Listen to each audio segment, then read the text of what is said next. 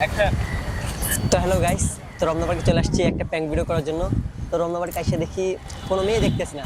আজকে একটা মেয়ের সাথে প্র্যাঙ্ক ভিডিও করবো, ওই মেয়েটাকে প্রপোজ করবো, দেখি ওই মেয়েটা অ্যাকসেপ্ট করে কিনা। চলেন। আচ্ছা, আমি এখানে বসতে পারি? না, শরম করে আমার। আমি একটু দূরে যাই, সমস্যা নেই। আপনার কথা আমি চিনি না, কেন বসবো এখানে?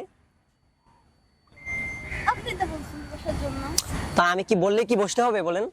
না, আপনি ওইদিকে বসছেন, আমি এদিকে বসছি। আপনি কি আমাকে চিনেন?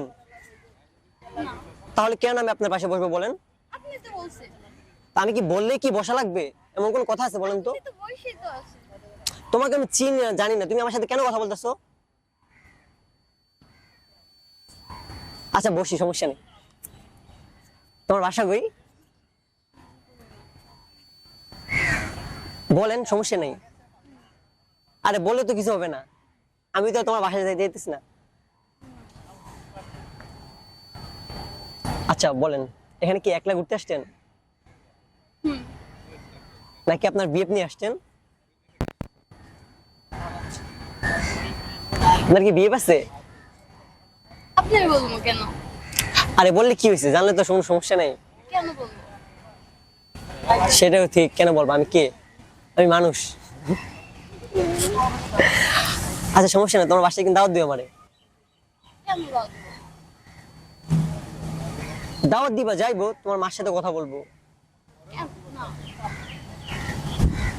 না, তোমার বাসা করে যাওয়া লাগবে আমার, বুঝলা? না, কারণ তোমার মার সাথে কিছু কথা ছিল আমার। আচ্ছা একটা কথা বলি, তোমাকে আমার ভালো লাগছে? আর আমার সাথে কি তুমি প্রেম প্রেম করবা? না, কেন প্রেম করবে না বলো? না, কি আমি কি দেখতে খারাপ? না, তাহলে কেন প্রেম করবো না?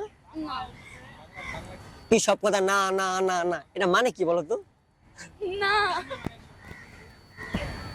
তার মানে তুমি প্রেম করবে না? না, না, থাক, আমি কষ্ট পেলাম। না।